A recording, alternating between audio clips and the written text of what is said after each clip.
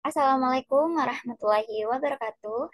Perkenalkan kami dari kelompok 2 mata kuliah Komputer Akuntansi 2 yang akan kembali memberikan tutorial menggunakan Zahir Accounting 6 untuk setuk data perusahaan sampai dengan transaksi perusahaan.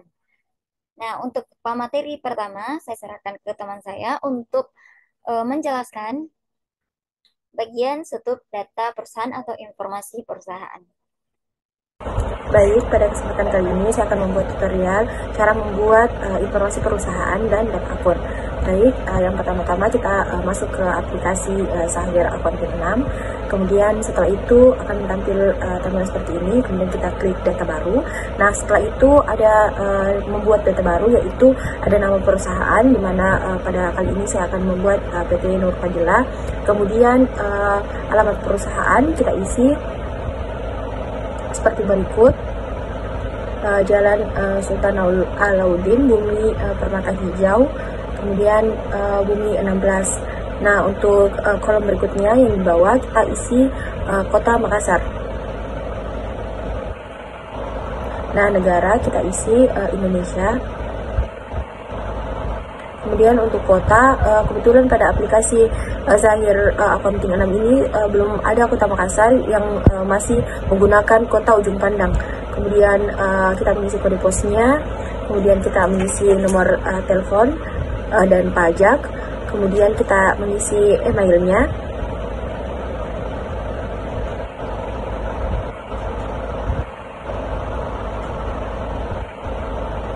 Nah, kemudian kita mengisi data websitenya.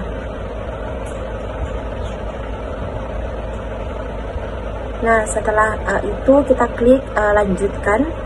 Nah, setelah itu ada periode akuntansi, di mana kita menggunakan Januari 2025 sampai dengan Desember. Kemudian ada departemen dan kode akun, itu kita next.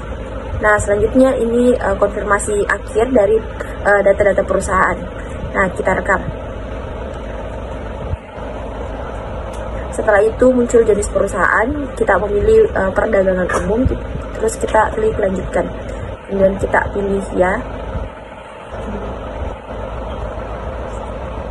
Dalam proses penyimpanan informasi akun tersebut memakan waktu yang lumayan banyak, seperti teman-teman bisa lihat sendiri.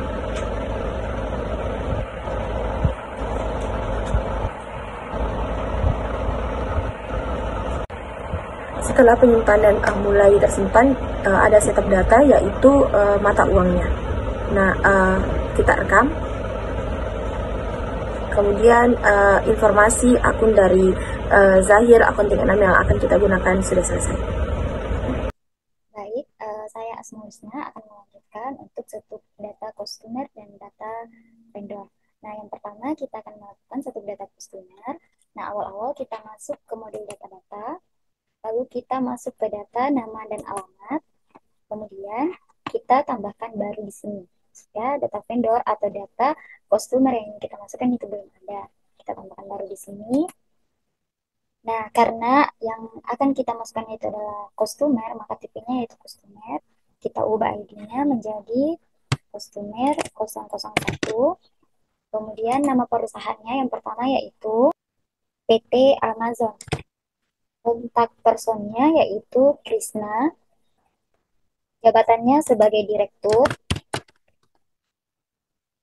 Dan kita isi nomor teleponnya yaitu nomor faxnya. Nah, untuk data-data ini kita isi sesuai informasi dari perusahaan atau informasi yang ada pada perusahaan. Nah, untuk batas kreditnya yaitu sebesar 5 juta rupiah. Nah, kita masuk dalam term pembayaran.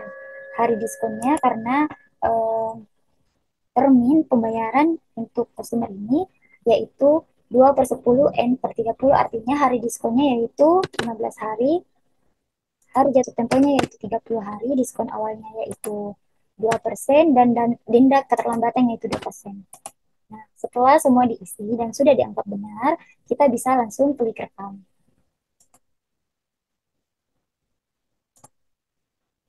Nah, maka data customer kita akan muncul di depan seperti ini. untuk mengisi lagi atau menginput lagi data customer lainnya, kita bisa lagi lakukan dengan tambahkan baru di sini dan cara-caranya sama seperti tadi. Nah, untuk data customer saya contohkan hanya satu ya. Jadi kita lanjut ke setup data vendor. Nah, setup data vendor ini kita lakukan juga pada data nama dan alamat atau di sini juga. Kita bisa tambahkan baru di sini. Nah, untuk menginput data vendor, tipenya yang kita ubah di sini, yaitu kita pilih tipe vendor. Nah, di sini akan muncul ID-nya akan berbeda dengan ID customer. Nah, kita input ID untuk vendor yang pertama, yaitu 001, dengan nama perusahaannya itu PT Centrim. Kontak personnya atas nama Ismail H, dengan jabatan yaitu direktur. Kemudian nomor teleponnya yaitu nomor faxnya yaitu, kemudian kita isi untuk batas kreditnya. Dalam data, batas kreditnya itu sebesar 10 juta rupiah. Nah, untuk term pembayarannya sama seperti tadi, yaitu 2/15 N per 30.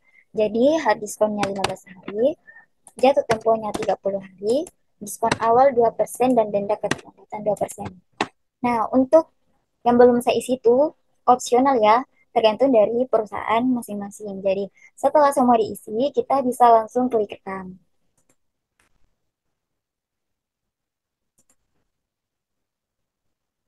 Nah, maka data vendor yang kita masukkan tadi juga akan muncul pada tampilan ini. Nah, jika ingin menambahkan lagi data vendor selanjutnya, kita bisa tambahkan di sini.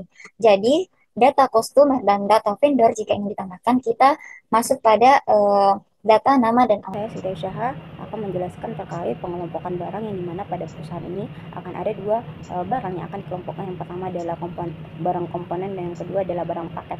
Yang dimana cara untuk mengelompokkan kedua barang ini adalah sebagai berikut. Adapun langkah-langkahnya, yang pertama kita memilih menu persediaan, lalu memilih kelompok produk.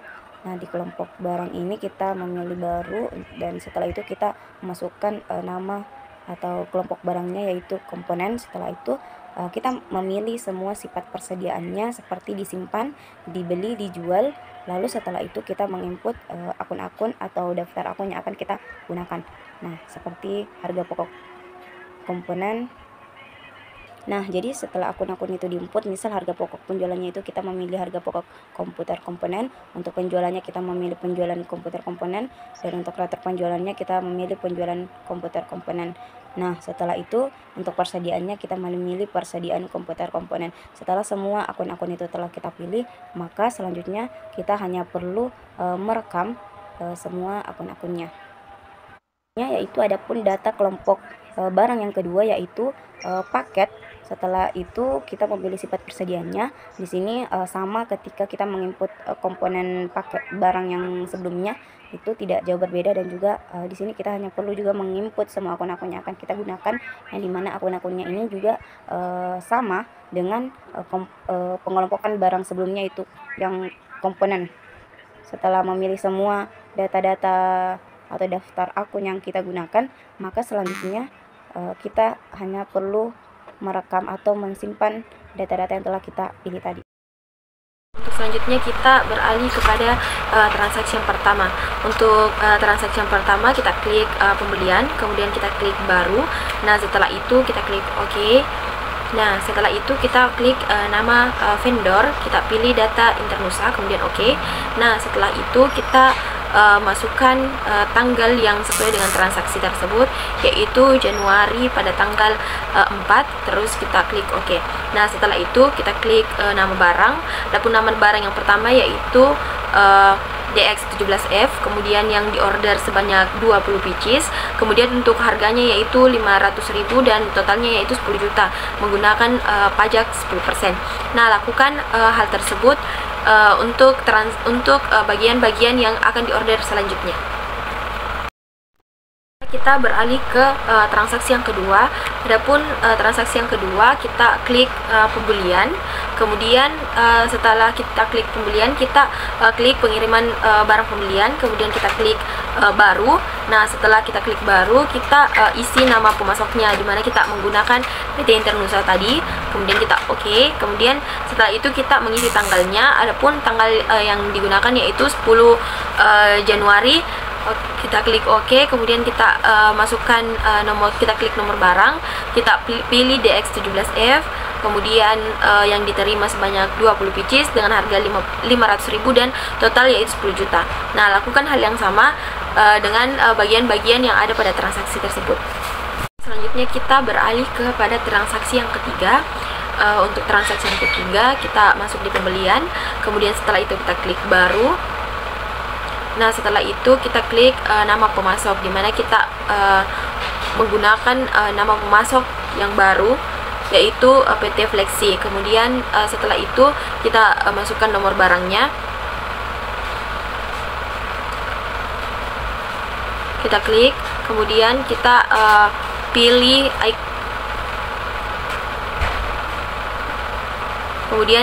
pilih HD 500 atau Canon 500 GB hard disk. Kemudian yang diorder itu sebanyak 10 pieces dengan harga satuan 245.000. Kemudian totalnya yaitu 2.450.000. Kemudian rekam. Nah, untuk tanggal kita isi tanggalnya, kita menggunakan tanggal 20 Januari 2025. Kemudian kita oke.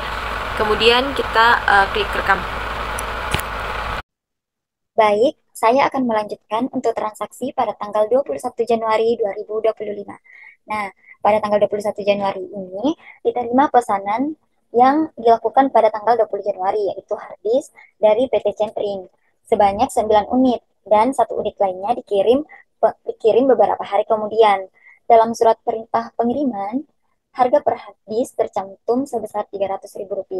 Jadi, kita catat saja pada pembelian dengan harga Rp300.000. Kemudian, kita input ke dalam penerimaan barang atau kita bisa input di invoice pembelian. Nah, kemudian kita tambahkan baru di sini. Nah, yang pertama, dalam menginput penerimaan barang, kita harus menginput nama pemasoknya. Kita klik mouse di sini. Kita pilih PT Centrin. Kemudian, kita sesuaikan tanggal fakturnya, yaitu 21 Januari 2025. Setelah itu, kita langsung masuk ke penginputan kode barang, yaitu kita klik nomor barang 2 kali, lalu kita pilih nama barang atau kode barangnya, yaitu harddisk 500 GB. Kemudian kita input jumlah yang diterima, yaitu sebanyak 9 unit, dan dengan harga Rp300.000 per unit, maka totalnya sebesar Rp2.700.000. Nah, setelah kita input, maka bisa kita langsung klik rekam. Nah, baik, transaksi selanjutnya yaitu pada tanggal 22 Januari, setelah diadakan pengecekan, ternyata ada harddisk yang sebenarnya sudah rusak. Untuk mencatat kerusakan ini, atau bisa dikatakan pengembalian barang rusak, kita masuk pada modul persediaan. Kemudian kita pilih pemakaian atau penyesuaian. Kemudian kita tambahkan baru di sini. Nah, selanjutnya kita akan menginput penyesuaian persediaan. Yang pertama untuk tanggalnya kita sesuaikan. Kemudian keterangannya bisa kita ubah menjadi pengembalian barang rusak kepada PT Centrin. Lalu kita masuk pada penginputan kode barang. Kita klik 2 kali kode. Lalu pilih. Kemudian kita input jumlahnya. Sebelum kita menginput jumlahnya, kita perhatikan di pojok kiri bawah itu ada perhatian bahwa jumlah barang harus negatif jika kita akan keluarkan, atau artinya jika kita ingin mengembalikan barang tersebut, jumlah yang kita input harus negatif. Jadi jumlahnya kita beri 1. Nah, selanjutnya kita input akunnya. Kita pilih saja utang usaha.